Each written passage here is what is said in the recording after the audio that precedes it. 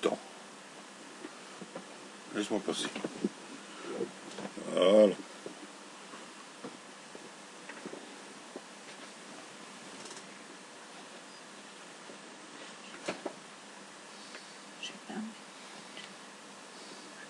J'ai fermé l'écharpe rouge maintenant.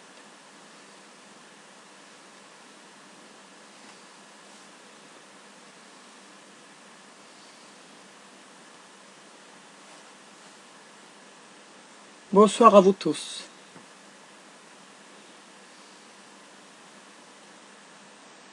Ici, c'est Louise qui vous parle. Avec ta souris, de temps en temps, remue-la.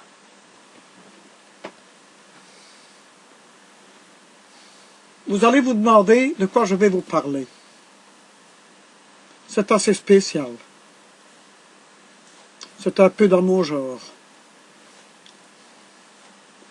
C'est pas commode d'entamer un discours qu'on doit parler devant quelqu'un. C'est une histoire qui concerne la vie en général. Sujet assez complexe. Difficile à se traduire et difficile à se comprendre. C'est mon intelligence personnelle ici qui vous parle aussi. Vous savez, je dois dire, les études, c'est un complexe, surtout quand on ne les réussit pas. Mais du fait que moi, par l'expérience de la vie, par l'expérience de beaucoup de choses, historiques, morales, religieux, profanes,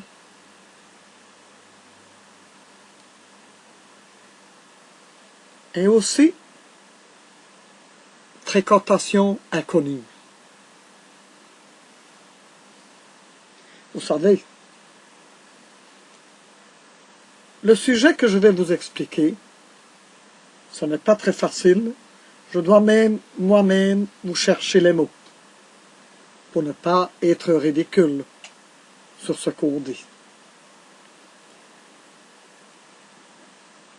C'est une intelligence personnelle, je vous le répète. Moi-même ici, j'aime beaucoup de choses. C'est même très difficile d'en faire un choix.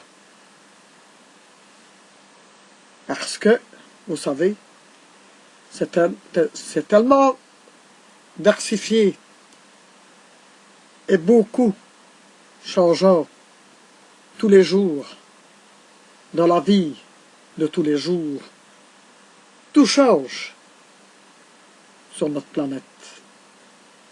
La planète, oui. Vous savez, nous sommes sur la Terre. Nous en faisons un voyage de plusieurs années.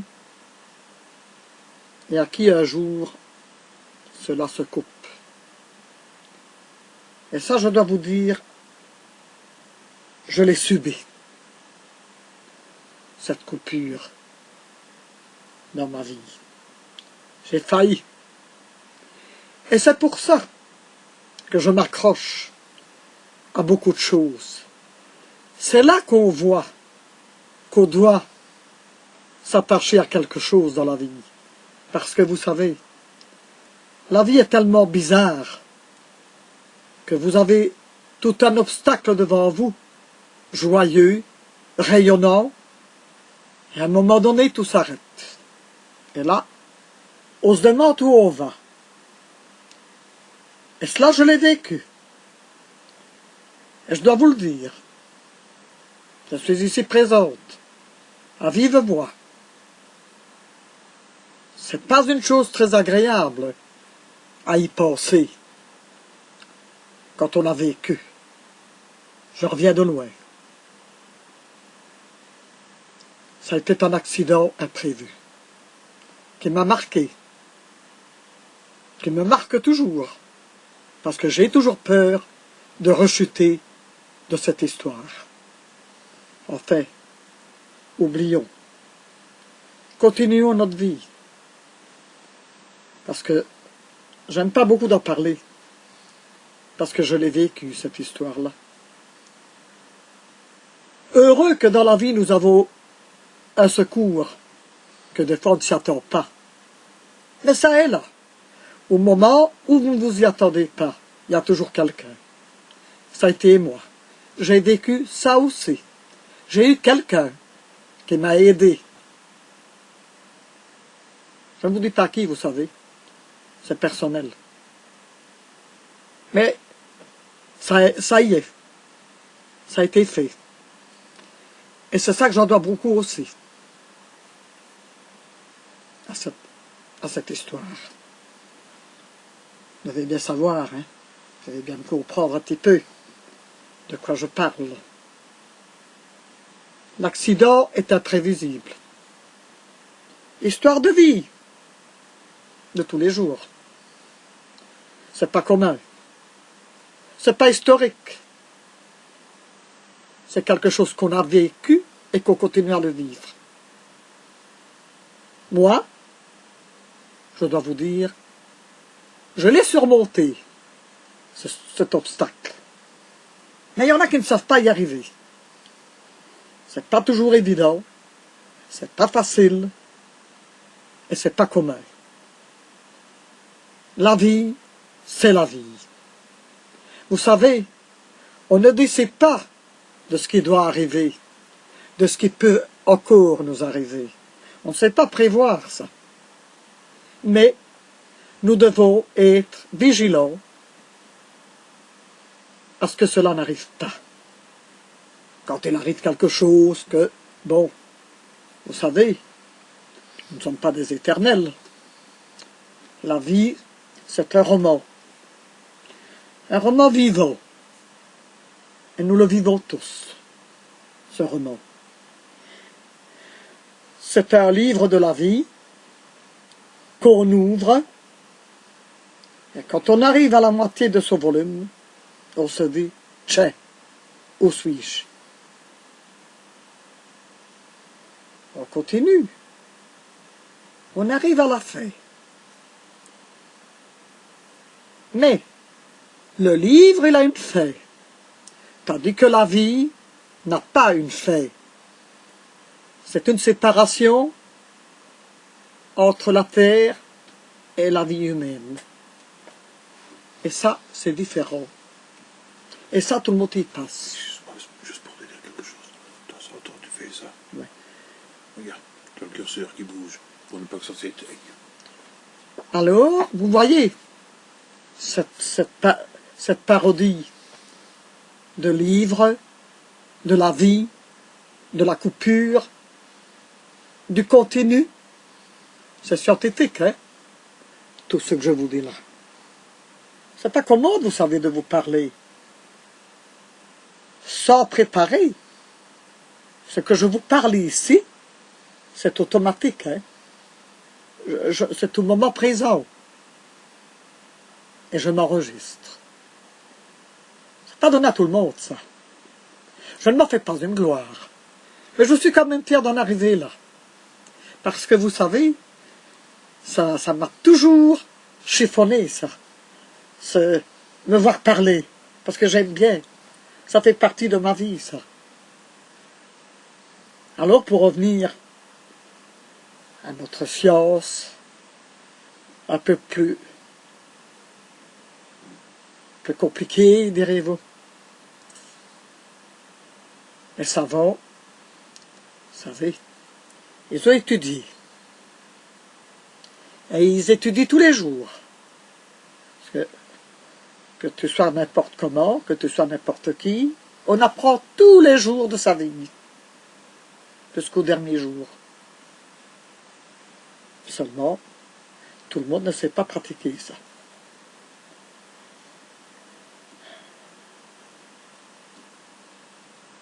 Là, je vais vous parler d'autre chose. Un peu plus compliqué encore, qui a fait partie de ma vie aussi.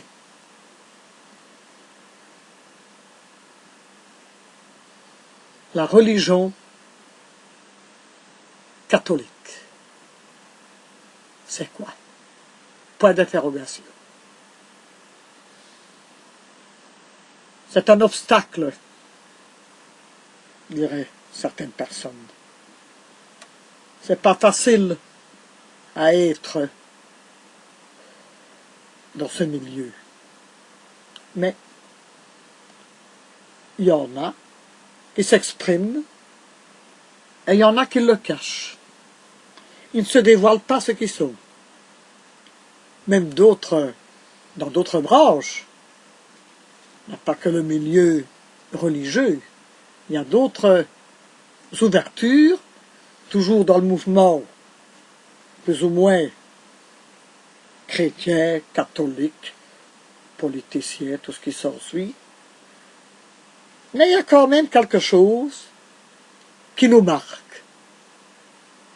Mais qui nous marque d'une façon tout à fait différente entre une personne et l'autre. Vous savez, j'ai connu dans ma vie beaucoup de personnes qui étaient croyantes.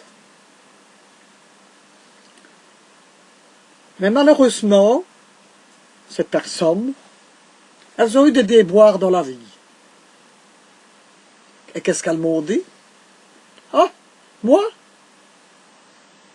si j'avais quelqu'un, ça ne m'arriverait pas. Encore une autre, vice-versa, la même chose. Mais vous savez, les contradictions qui nous arrivent, les stupeurs, la peur, les accidents, les histoires qu'on se passerait bien et qu'on doit supporter, ce n'est pas la religion qui fait ça. C'est l'homme et nous, nous-mêmes. C'est nous-mêmes qui faisons notre vie. Et on dit toujours, si on veut avoir une belle vie, il faut se la prêter. C'est un fait. Je ne suis pas bigote, hein, mais j'ai quand même une croyance et à qui je suis fier. C'est une croyance interne. Je ne vais pas à l'église tous les jours. Je ne suis pas à m'agenouiller devant un Christ et à prier toute la journée. Non, pas du tout. Mais seulement, j'ai quand même quelque chose dans moi, à qui je crois. Chose personnelle. À la ligne. Et encore autre chose aussi, qui fait partie aussi de cette chose-là. La création. Création. Un mot compliqué, ça, hein? Vous allez vous demander quoi? La création. C'est grand, ça. C'est le monde. Et nous en faisons partie.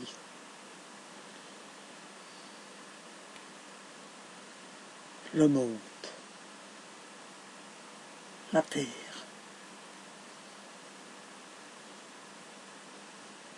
La machinerie.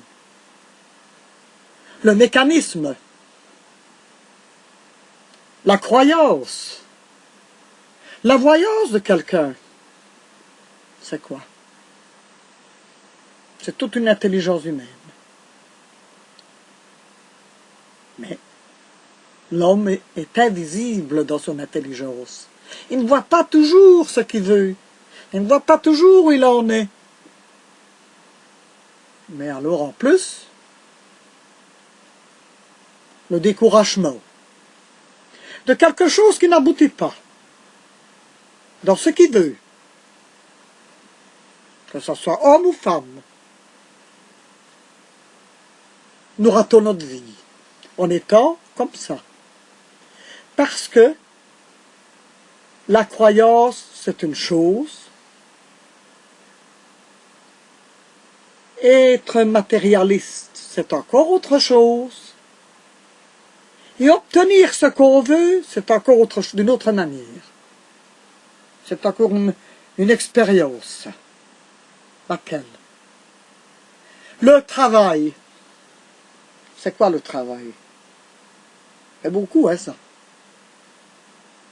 C'est le labeur de quelqu'un qui doit se mettre en valeur, qui doit le mettre en pratique, qui doit le faire et se servir de ses mains. Parce que tout le monde sait faire quelque chose. Moi, je sais faire quelque chose. Mon compagnon sait. Ça ne me regarde pas de quoi il s'agit. C'est personnel aussi. Mais, c'est pour tout le monde, et c'est que je parle en général, nous avons tous un savoir-faire. Quand vous voyez les personnes handicapées, les aveugles, les muets, les sourds, ils sont des fois plus malins que ceux qui n'ont rien. Ils ont des enfants, ils les élèvent, et j'en connais. Et je vous en dirai bien d'autres dans cette histoire-là. Mais, vous voyez, la bulle qui est devant nous, elle est énorme. Mais l'explorer, c'est autre chose. C'est autre chose, ça. Explorer le monde qui est là. Hein? Pourquoi? Parce que nous sommes des gens exigeants. Nous sommes des matérialistes. L'argent, on ne sait pas servir Dieu et le diable dans la foi, hein? C'est pas vrai, ça. On doit mériter ça. La fortune, qu'est-ce que c'est? C'est un zéro quand on ne sait pas s'en servir. La richesse, qu'est-ce que c'est? Ah, il y en a qui héritent, il y en a qui volent, il y en a qui dévalisent, il y en a qui tuent pour des frics, pour des sous. Hein? Alors vous voyez? C'est quand même une explication assez perplexe, hein, de ce que je vous dis là. N'est-ce pas? Hein? Pourtant, je ne suis pas savante, vous savez. Je ne suis qu'un zéro à côté de tout ça. Un zéro, mais fier de l'être, parce que j'ai mon intelligence personnelle, à qui j'ai mes convictions, et je les garde. Vous n'en avez peut-être pas autant, vous autres, des convictions. Essayez de les avoir aussi. Chacun son goût, hein. Chacun sa routine, hein. Et quand vous allez même dans un jugement aussi, dans un tribunal, par exemple, il y a un condamné là qui est devant vous, pour revenir à autre chose. Hein? Un condamné là qui est là, qu'on va regarder et qu'on rigole parce qu'il est là. Ah, il est podri les barreaux parce qu'il a fait une sacouille, il a tué une saquille. Ben ouais. Bon, il y en a peut-être qui tuent, qu'on n'attrape pas, qui puis sont encore plus bandits. Alors vous voyez, il ne faut jamais juger. Quelqu'un qui va à l'église et quelqu'un qui ne va pas, on n'a pas à juger non plus. Nous sommes l'homme libre. Liberté. Pas à la ligne. Vous savez, pour en faire une conclusion de cette histoire,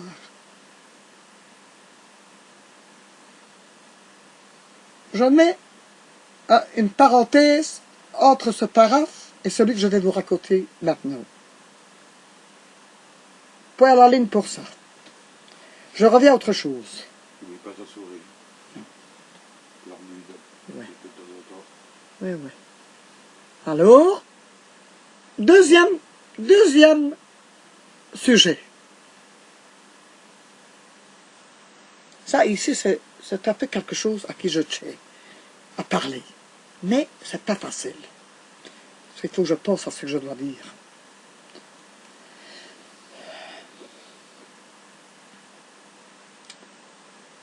Conclusion de la médecine. Qu'est-ce que c'est que la médecine? Je vais vous le dire. Tout en n'étant pas grande connaisseuse, hein. Mais je suis quand même assez filou pour vous expliquer quelques mots.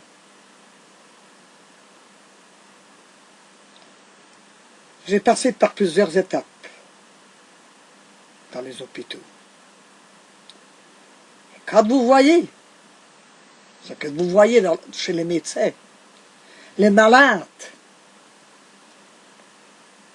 eh bien, vous serez bien étonnés. Et vous savez pourquoi? Encore une affaire de sous. encore une affaire dessous, hein? Je vous le dis. Les indigents, on les laisse mourir. Ils gênent. Les riches, on leur prolonge la vie pour profiter de leurs sous. Et les ouvriers, c'est une médecine à double vitesse. C'est entre les deux. Eh bien, vous voyez, mais dans tout ça, il y a une injustice. Mais là, on ne va pas au tribunal. On ne va pas en prison. On cache tout ça. C'est bien caché. Les détours de l'argent des malades. Vous savez, avec de l'argent, on achète beaucoup. Hein? Oui. Quand vous voyez un avocat, ce qu'il demande comme honoraire, et vous n'êtes pas toujours satisfaite du résultat, et vous avez payé, qu'est-ce que vous en pensez de ça? Encore une injustice, hein? Et l'ouvrier qui est là, qui attend, il n'a rien qui se fait. Et payé, et il n'a rien qui se fait. Enfin, soit. Mais, quand on réfléchit bien, et qu'on tourne autour de tout ça, eh bien, il y a des fois qu'on se demande où on est. Oui, parce que c'est compliqué, hein. Il y a des fois qu'au fond, on ferait n'importe quoi pour arriver à quelque chose. Mais, c'est pas toujours évident. Sans argent, on n'est rien du tout. Il en faut, hein. Mais, on ne doit pas voler pour en avoir. On ne doit pas revendre certaines choses, que vous comprenez de quoi je parle, pour faire de l'argent. On ne doit pas mettre les femmes au détriment des autres. Ce ne sont pas des lavettes. Et vous savez, les étrangers, ben, ils aiment ça. Ils mettent les femmes où ils ne doivent pas les mettre. Pourquoi faire? Pour des sous. Je vais bien en témoigner, hein. J'en ai connu. Je parle, c'est trop. Qui est véridique, ce que je dis. Il y en a encore, de nos jours. Et on est bien content d'avoir tout ça. Pour amener certaines, vous savez,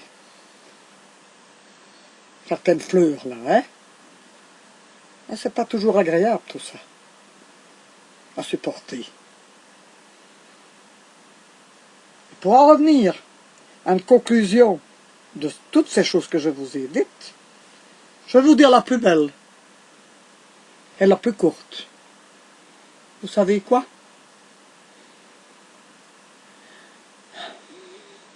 Soyez honnête. Soyez franc. Soyez clair dans vos histoires. N'en demandez pas trop. Contentez-vous de ce que vous avez. Ce serait déjà pas mal. Ne vendez pas votre corps pour de l'argent. C'est un argent mal gagné et mal sain, ça. Et je le dis. Mais ça ne va jamais loin. Il y a des femmes qui ont été tuées pour ça. Encore toujours maintenant. On en embarque pour mettre dans des autres pays. Mais c'est quoi ça? Qu'est-ce que c'est? C'est quoi? C'est beau? C'est fier? Non, hein? Et pourtant, ça est là. Tous les jours. C'est père journalier, ça.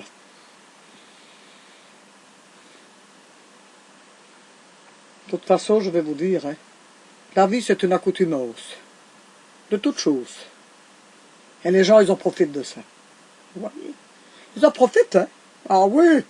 Alcool, cigarettes, drogue, le malfrat, on tue, on va chercher des armes. Oh là là! Quelle politique! Quelle politique vivons-nous? Si j'étais jamais quelqu'un de plus relevé de ce que je ne suis, croyez-moi, je ferais ma loi. Hein. C'est pas facile, ça. Ah, c'est dommage. Ouais. Parce que la loi ici en Belgique, elle n'est pas sévère. Hein. Nous sommes au pays de cocagne ici à Liège, hein, en Belgique. Parce que, mon Dieu, quand on voit ce qui se passe, et quand on voit les jugements qui sont faits, on relâche les prisonniers, on les pardonne, on les blanchit. Oh Seigneur. Et ça continue. Et on tue. Hein? Tous ces ferrailleurs. Des braqueneurs, des bandits. Hein? Et nous autres, nous payons pour ça. C'est une politique, encore toujours. Une politique malsaine. Qui a toujours été imprévisible. Et on s'en arrête à ça. La vie continue et nous devons juger. Le jugement.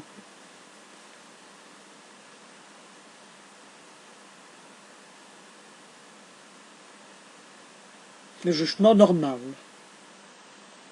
qui doit être fait. Voilà.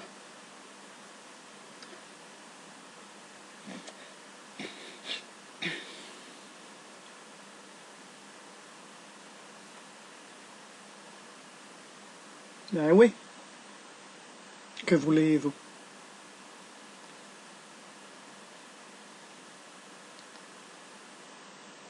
J'abandonne ces quelques mots en vous disant à la prochaine partie. Louise. Merci de votre écoute.